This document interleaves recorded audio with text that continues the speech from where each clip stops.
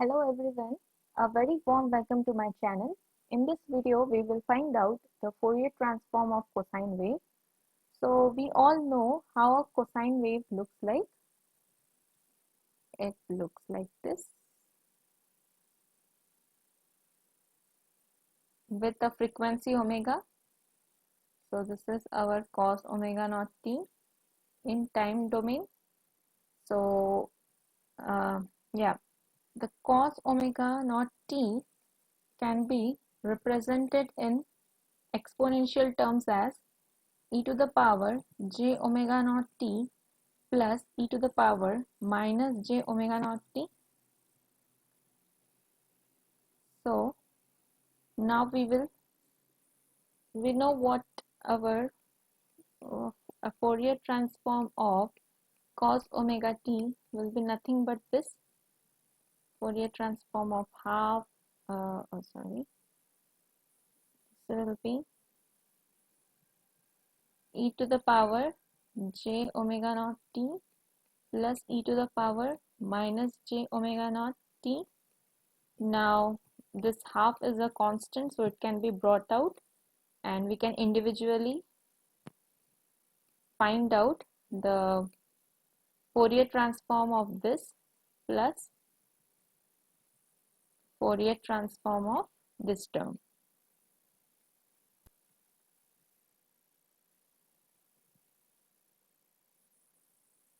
So with the help of using frequency shifting property,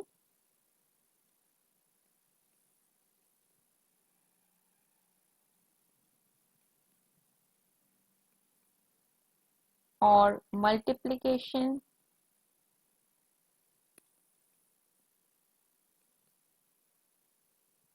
by e to the power t property, we can write it down as, when we solve this, we will get half as it is.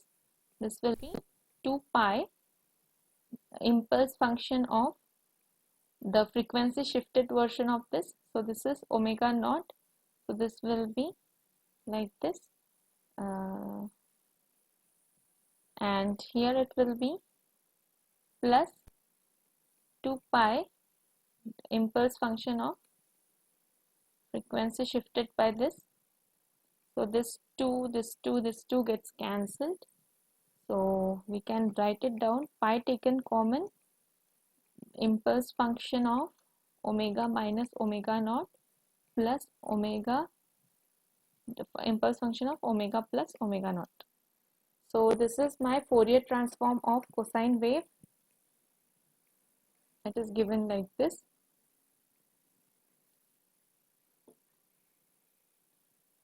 So how the magnitude spectrum of this will look like?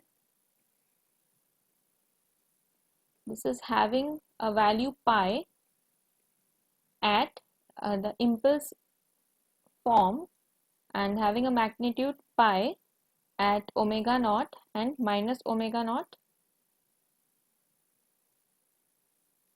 This is our magnitude spectrum. This is like this, and the phase spectrum will be,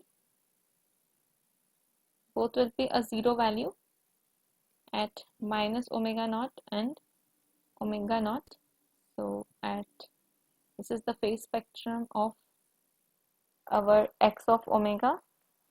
So this is how we calculate the Fourier transform of our cosine wave. Similarly, we can find out the Fourier transform of our sine wave by using the exponential relation, how our sine and cosine can be expressed in terms of exponential form, writing it in exponential form, then finding out the Fourier transform of each of these terms.